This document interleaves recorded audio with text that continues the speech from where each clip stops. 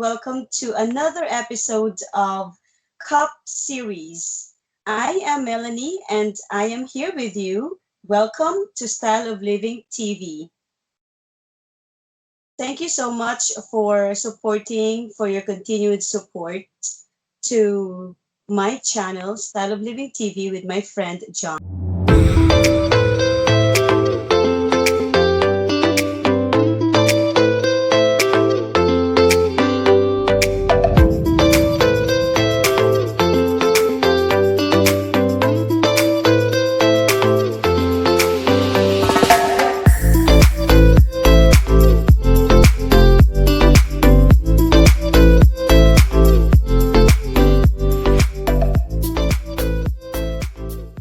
My viewers to talk about mental health.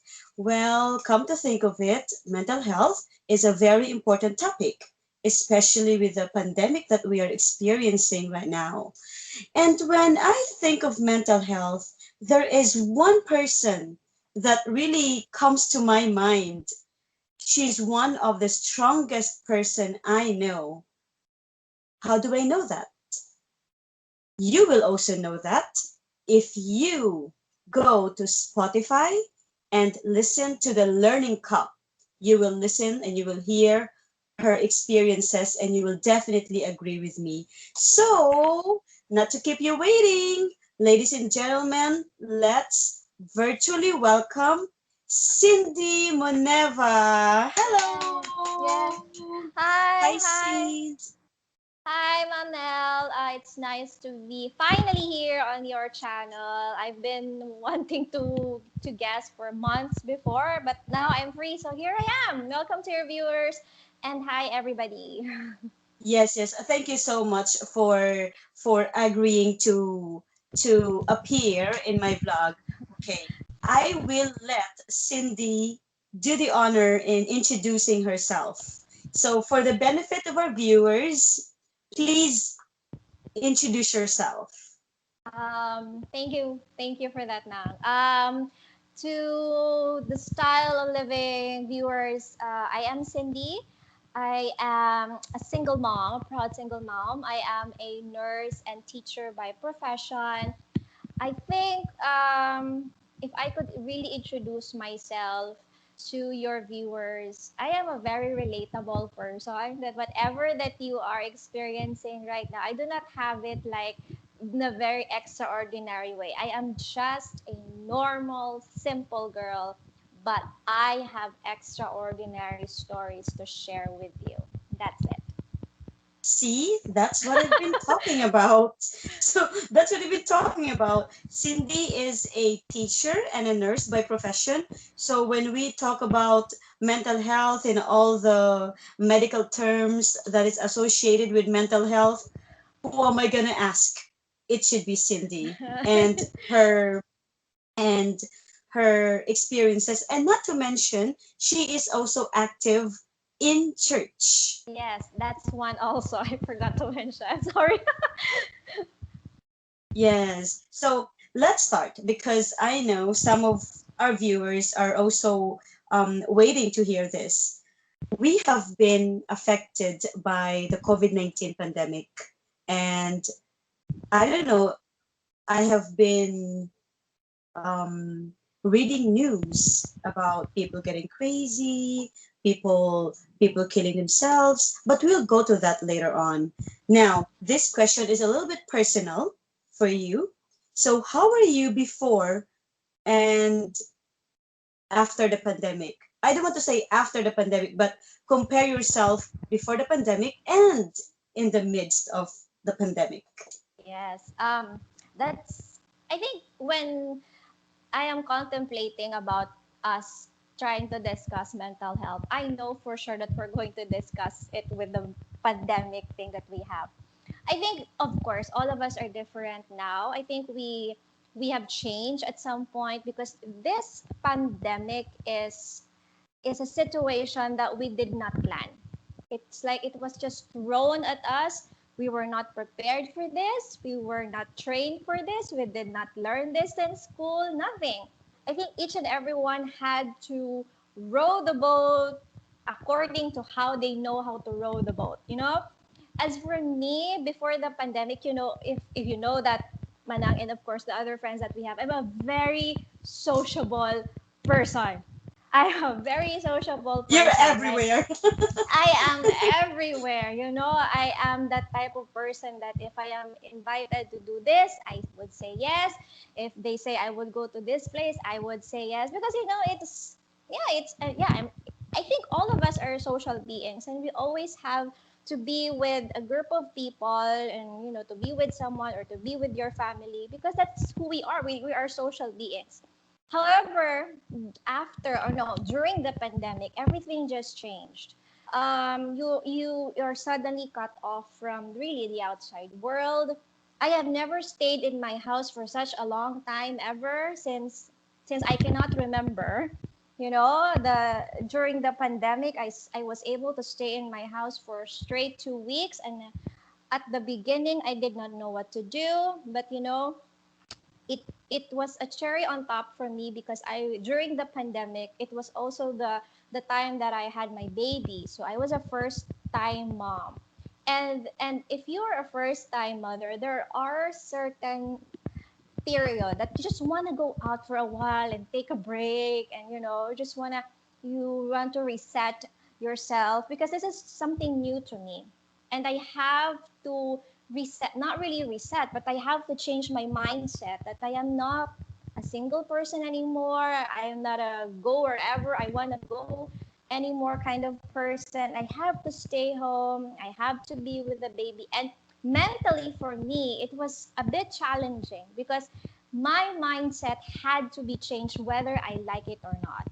And I think it really took, yeah, probably more or less a year for me to balance and to adjust myself on this pandemic because I finally realized at some point, this is already realizations, but I realized at some point that there are just so many non-essential things that we were doing and we had before the pandemic. They were unnecessary. And for us to be cut off from that, we felt like we were cut off from the privilege of the world, but actually not. We we returned to the basics. Correct. It made me realize the essential things in life, not the food, not just the shelter, but the relationship you have with yourself.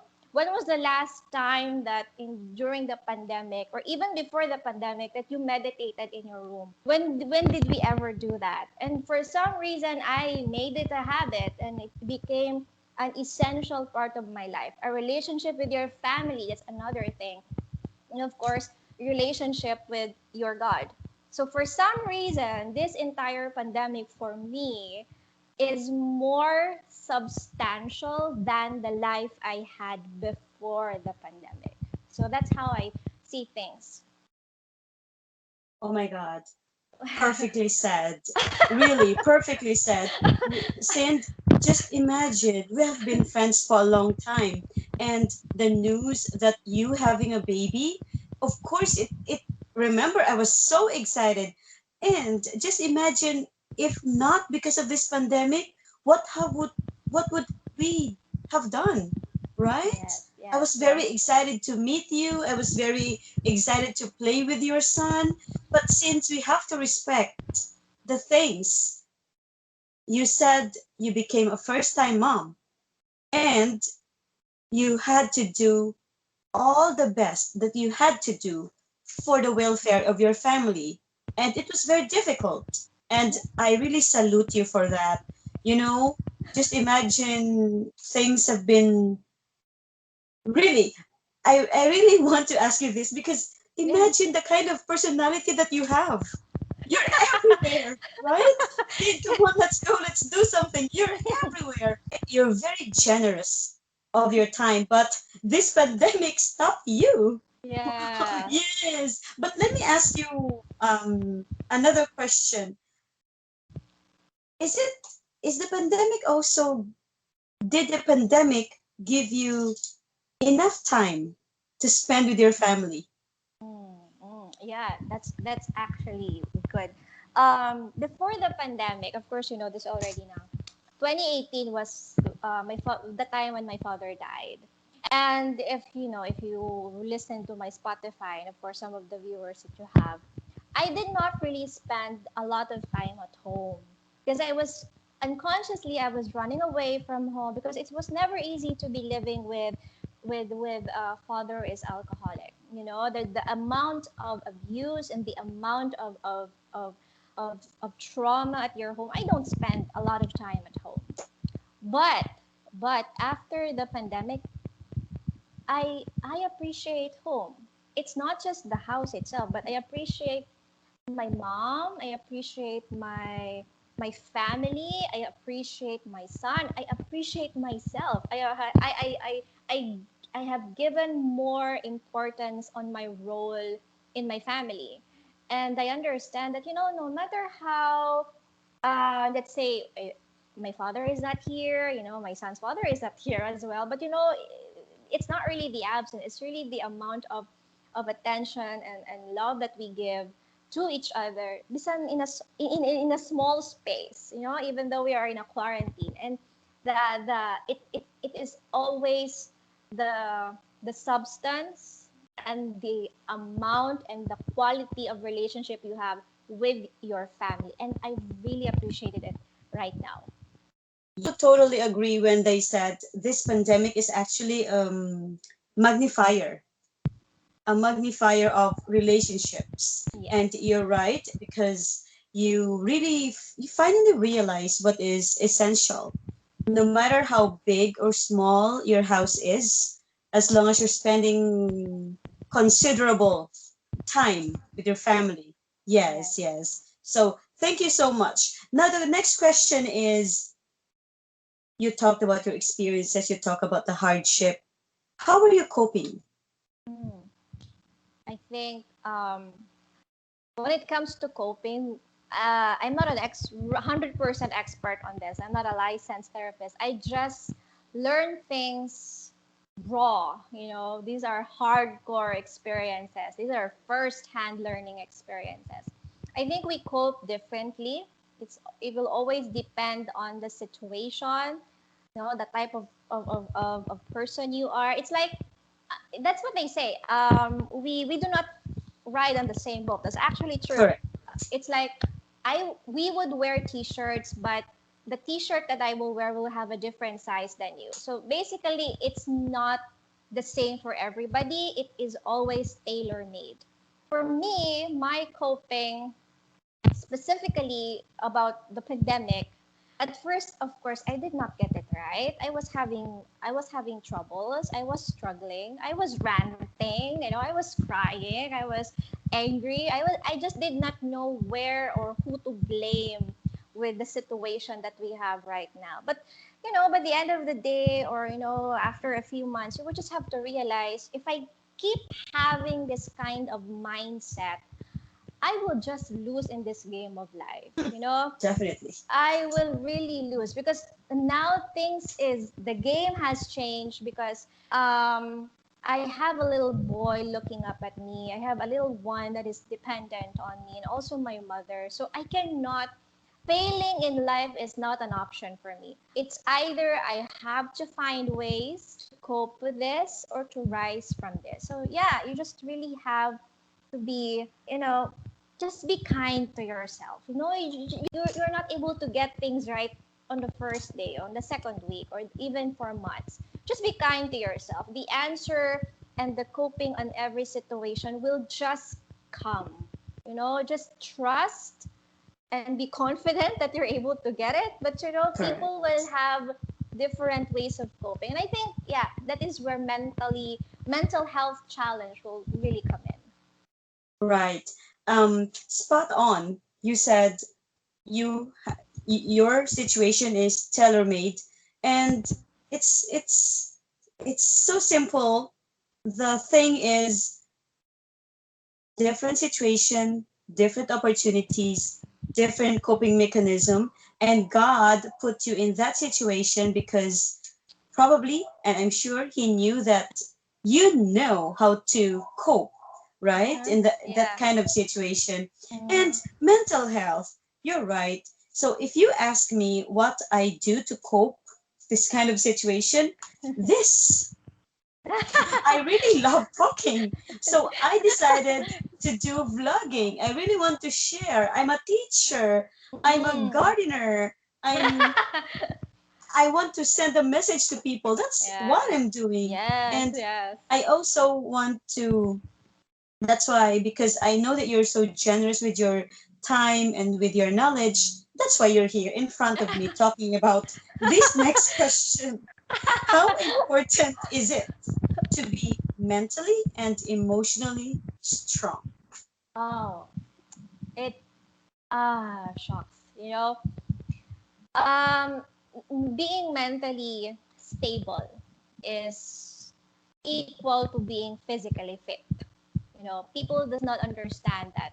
Um, when they say that they're mentally fit, they are mentally healthy. It means that they are no, they do not have a mental illness. That's not really it. Mental health is your mental state, your mindset right now. Like, are you able to cope with little challenges in life? If a wind will spring at your face, are you gonna get angry, or you will just say, "Oh, that's a wind"? So how are you able to cope with those little challenges in life? Yes. That's mental health. So how are you on this mental health and on your mental health? It's very important that you are stable, not really strong enough, because sometimes we really have to break down. We really have to cry at some point, and we really have to acknowledge feelings such as anger and disappointment and sadness, because that is just how you process yourself. And I think it's very important that you become mentally fit.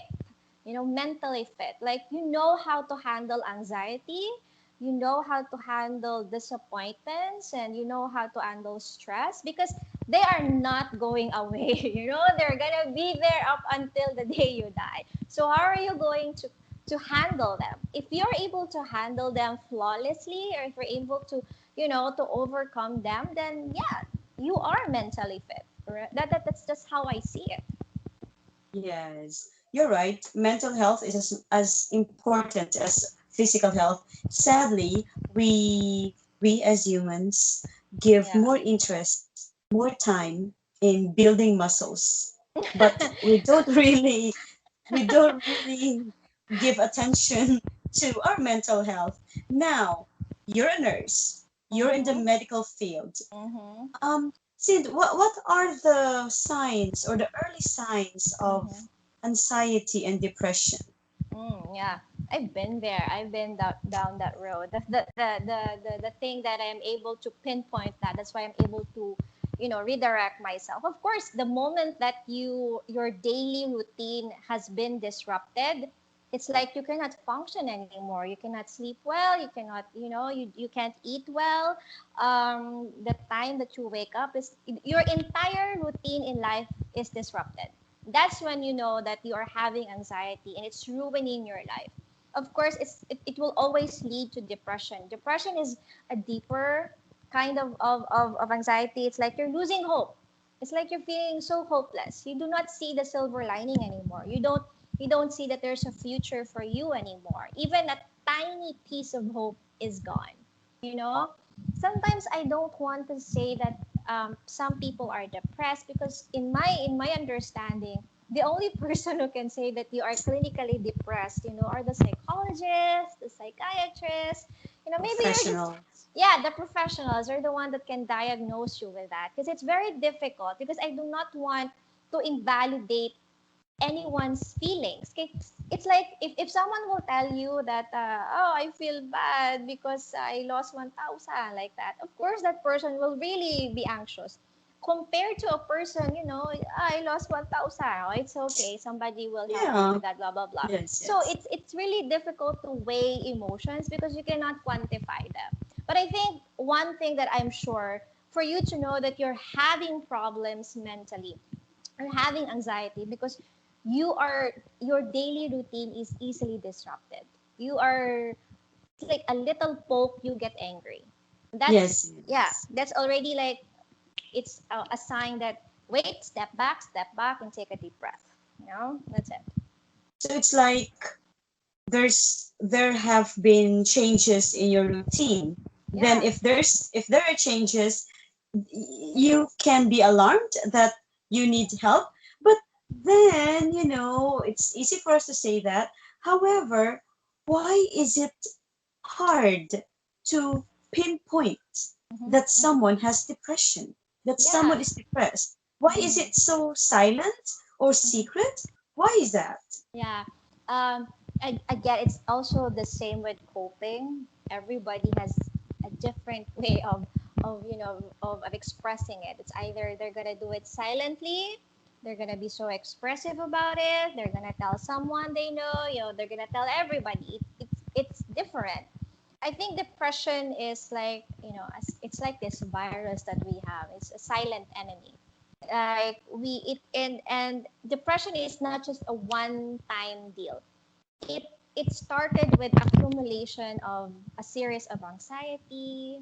There were already a lot of things happening to this person that he was not able to cope, and it just keeps on topping it off up until they cannot do it anymore. No, they just surrendered, and it's just gonna lead them to depression. Depression is always losing a sense of hope, losing sense of self, and yeah, it's like they do not know what to do anymore. So is it synonymous to losing your life? Yeah, yeah, that's okay. Um, People are very careful in talking about that. I'm gonna say the word, it's suicide. They don't want to talk about it. They are afraid of talking about it because probably that person will open ideas about suicide. Mm-hmm. We are entertaining it. But one thing that I have learned in Normalizing it. yeah, Mm-hmm. yeah. The one thing that I've learned in school, no, as far as I can remember, and of course articles and everything, and from someone that I know who has ideations about it. I know someone who is almost there, and I know someone who really did it. We have to talk about it. We have to express your feelings. you know, Laughter is not a sign of happiness. Like, ha ha ha, I'm happy. No, no, no, Definitely. no, I that's not agree. it. That is not it. It's like you are just trying to cover a rotten something, and you're not trying to let it out. You just have to allow this person to express themselves and do not invalidate how they feel. They will not reach that point, depression and up to taking their own lives, if it was not, you know, it led to a lot of things before that. It's not just a one time. There were just so Yes. many things happened Like probably series. yeah, a few weeks ago, a few months ago, or years ago that had led them to that. And also, let's just, since we're talking about it, it's not, let's erase the notion that suicide is a cowardly thing. They're running away from something. It's their choice. No, it's not. It's not their choice. We don't know what is running inside their head. Who would want to kill himself, Yeah, who would? right? Because we are humans. It is an instinct to us to survive. It's a survival instinct. And for them to have that kind of mindset that really push them, it means that they really cannot handle whatever it is they're trying to, they're fighting inside their head right now. And they need help. They need help. It's not they must not be, discriminated. If someone will say, I Yes. want to end myself, I feel no. I think it's let's normalize not invalidating someone's feelings. I think that's it. Yes. Sometimes when I see people ranting, getting angry on Mm. Facebook, what comes to my mind is that's his or her way of coping up with the situation. Just let them. Just let them. Mm. And then when I Mm. read the news about suicide, they I never say, "Oh, that's a cowardly thing to do. Why did you do that?" What I thought about is what led him or her Yes. to do this, to doing Mm. this. There must Mm-hmm. be something.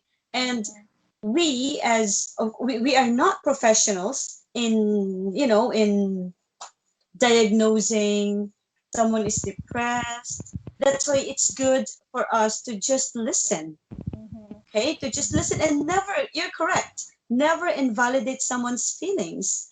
Like for me, I'm okay if I lose my job for, but of course that's not real. But I mean, okay, just take for instance, I'm okay if I lose my job because I can always find another job. So I'm okay with that. What if someone is getting crazy because he lost his job? Because that's the only job he can do. So we have to just, I think the key word is respect, right? I'm a witness of how generous you are to the people. Sometimes I think Cindy will never be rich financially. Why? Because her pocket is always open. I always think like this. Cindy will never be financially rich with full of money because, my God, this girl, her pocket is always open to help. So, so you're just literally an angel to the people at church, to us, your friends, with your kind words, with your help. Let's get to this very important question. Okay. From a woman to a woman, Mm-hmm. what is your advice what advice can you share to fellow women, empowered women? Yeah. I really have to laugh with I can't be rich. Yeah, there are a lot of people telling me that, but that manang I have money, but it's not always gonna be for me. It's always be for the people around me, and God will provide. but I, but It's true. anyways, yeah, I cannot seem to be. I don't know. I'm trying to find ways to be rich, but the Lord said no. No, no, no, no, no. I will provide for you. Just give it to the people around you. But anyways, yeah, as I've said, mental health is very important. uh, is the same has the same importance with physical health, also with spiritual health, emotional health, all of that. We really have to nurture ourselves in all those aspects, because whatever that you are trying to put inside your body, also with your mind, it consumes you. So if you are trying to put so much anger and resentment and bitterness about life, then it will really consumes you. That is why, just it's not that you always have to think positive. No, not really. You think also on how you are able to get out from that pattern. Like, why is this always happening to me? Why am I here right now? Because sometimes the challenges in life will not get out or will not erase up until you learn the lesson, up until you understand why this is happening to you. And every time that there is that man, every time that I am in a turmoil or something, I rant. I rant. I'm not secretive about it. I really express myself because I owe it to myself. You owe it to yourself to Correct. be, to That's be your kind to coping yourself. mechanism. Hmm. That's how I cope. If I want to rant, if I want to share something, it is because that's how I want to process myself. And sometimes if I don't know what to do anymore, like I have practiced this. Like I do not have a solution for this right now. Let it go for a while. There's always the power to let go. There is power to surrender because you don't know what to do with it. It just let it stay there for a while. It's not you're gonna leave it behind, but you're just gonna have to clear your head. And if you cannot do it Yes. anymore, you just have to pray and surrender it to the Almighty. For some reason, this goes out to all religion, not just for Roman Catholics. The reason why that we have to look up to a supreme being, no matter what is your religion, maybe Allah, God, whoever, it's because we always want to have that piece of hope that Yes. someone or something beyond this earthly pleasures, or beyond this earth, there is someone who can help me, and it gives comfort.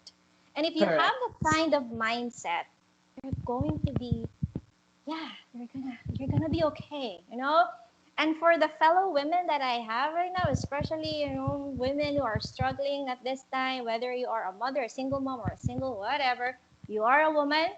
The fact that you are a woman, god damn, you have you have you I really know have to laugh. Sorry. the fact that you are already a woman, the amount of strength that we have, you just don't know it yet. It's in you. It's in you. You just have to find it. You Our know, hearts can it expand. it's there. I did not even know that I am capable of being a mother. Me? Like, huh? Because I'm just everywhere. But for some reason, I found that strength and I found that role without really me knowing it. All you have to do is to believe in yourself that you can. All you have to do is to believe that someone out there, someone up above, and someone in your family believes in you that you can. That's it. Yeah. So thank you so much. As a single mom, I know Mm-hmm. we have many viewers who are experiencing the same thing. What is your message to your son? My message to my son is, I don't care if he cannot be top one or a valedictorian. That's what I always say to him, in my post and everything. I don't care if he cannot count 1, 2, 3, 4, 5, 6, 7, 8, 9, 10 at this age or ABCD. Son, yeah, I yeah. don't, everybody, each child is different. I just want him to be happy with his life. I want him that it's okay to be alone. It's okay if you only have 1, 2, 3, 4, 5 friends. It's okay if he's gonna fail at something. I just want him to be happy of who he is. No matter how, if he thinks that, things are different, we're not a normal family, but he has to be happy on his own. I do not want him to always depend on me. That's it. Mhm. No, no, that's not a different thing. I'm not that kind of mom. I want him to be the person that he is. I do not want him to follow my path. I want him to do his or work on his own path. Because my mom would always say, it is an honor to be a parent because God Yes. gave you his creation to take care of. And that is not yours. You are just a steward and you have to take care of the creation. And that is already a big deal. Bam. Hello, excuse me. Looking at his milestone, I don't think he won't be top one. Hello. Looking at his really milestone, I met him just once, Mm-hmm. and my heart would so desire to meet him again, given Yeah. given this situation. I care for Mm-hmm. him so much, so I would Mm-hmm. not insist on meeting him. Yes, Uh-huh. I would not insist on meeting him because I care for him so much. But from this time on, even at this time on, I know that you're doing a good job as a mother, and given the situation that we are in right now, there you had made another coping mechanism, and Mm-hmm. that is the learning cup. Please tell us more about it. I'm very excited about it. Like you also, man. I'm very talkative. I, like, Did not say that. if this video is gonna come up, I'm gonna share this also and take note. It's gonna be my student, the people from the church, everybody will know that I am very talkative. But yeah, like you, I also created the platform. Before I had it, it's like the coffee talk, and I just changed it into something that's unique and something that I'm comfortable with.